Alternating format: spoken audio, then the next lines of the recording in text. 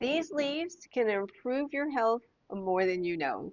Teas and herbal drinks have been used for centuries to support health in some pretty remarkable ways. We're talking better sleep, less inflammation, sharper focus, improved digestion, and that's just the beginning.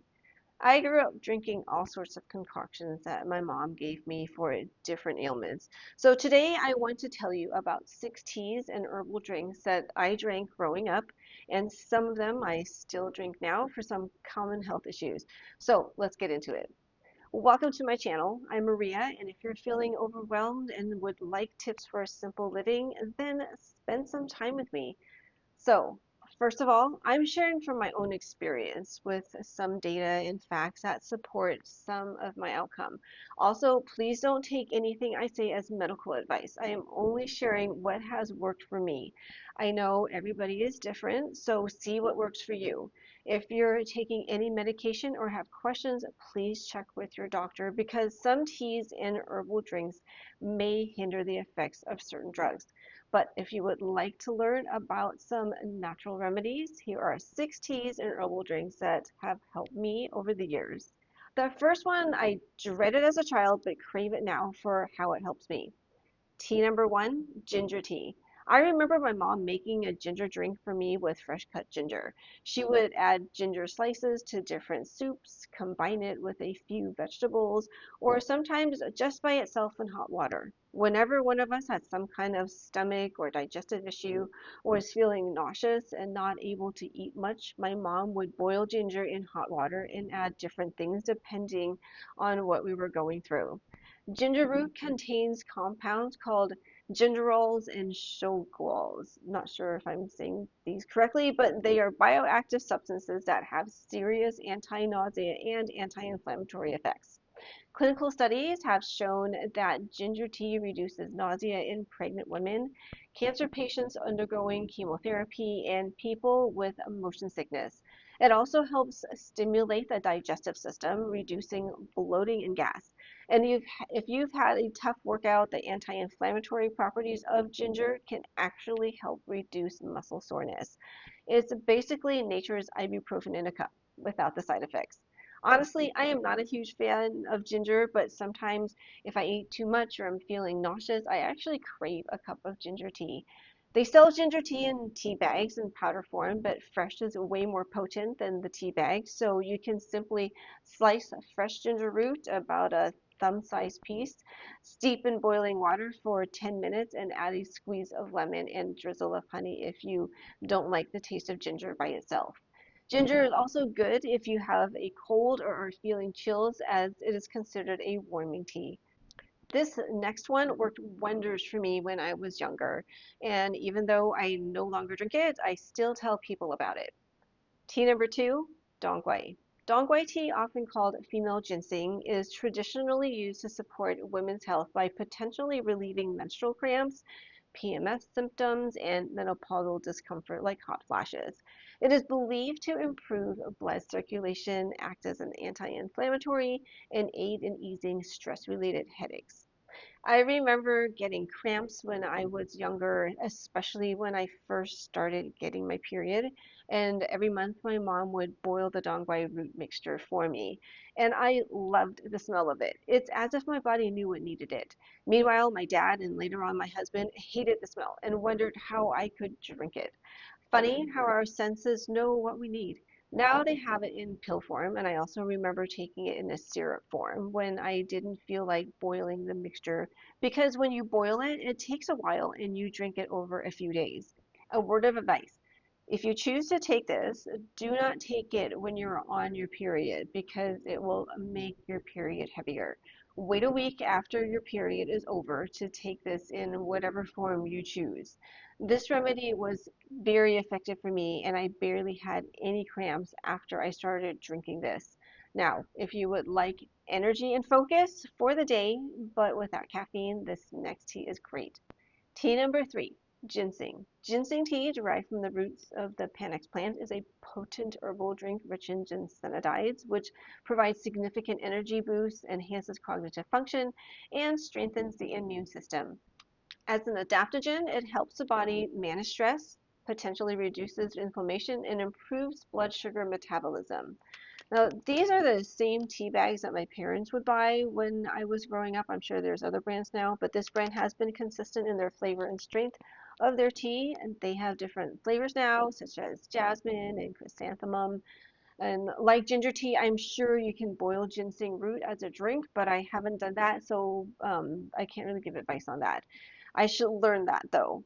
This tea is usually not caffeinated unless it is sold as a blend where it is combined with a caffeinated tea leaf, such as with jasmine tea.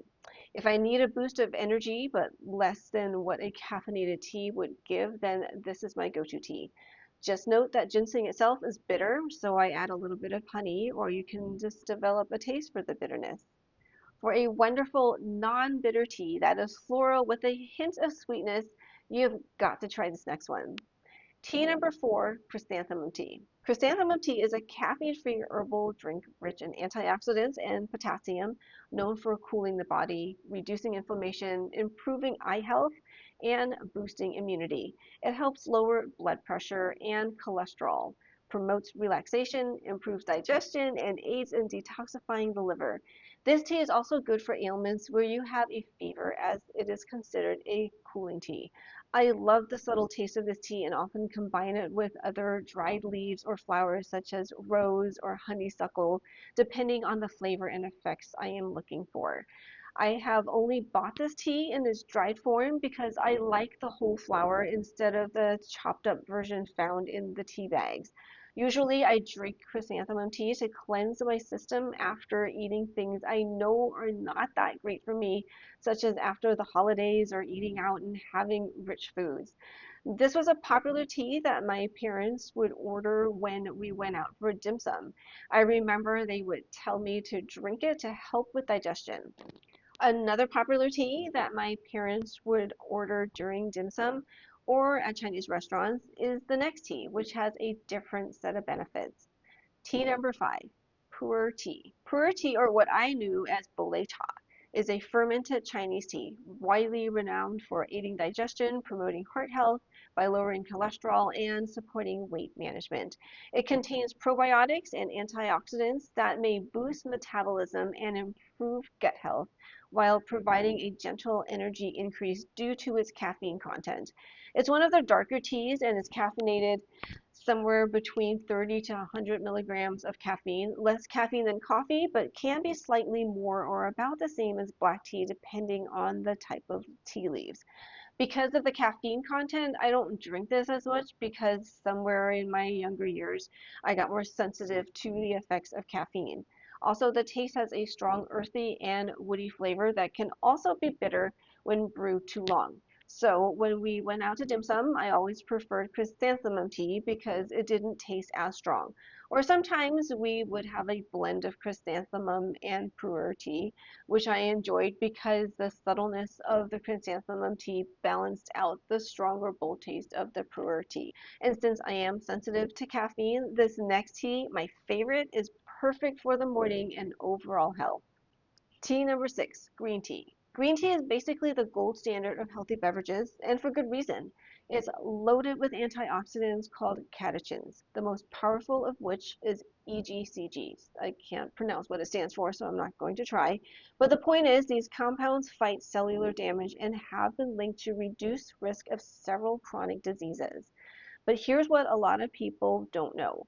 Green tea contains a unique amino acid called L-theanine, which works together with the caffeine in a really interesting way. Instead of the jittery spike you get from coffee, green tea gives you calm, focused energy. So you get the alertness without the anxiety. Studies also show it can support a healthy metabolism and help your body burn fat more effectively, which makes it popular for people who want to lose weight and for being a powerful antioxidant to help with your immune system. This is one tea I drink in the morning instead of coffee for a little bit of a kick since green tea has less caffeine than coffee and black tea. I like the loose leaf version of green tea because, as I said, there are different types. I can mix some of them or add some leaves to another type of herbal tea when I want a little caffeine. Another form of green tea that I also like is matcha, which has more L-theanine if I need more of a boost than what green tea will give me.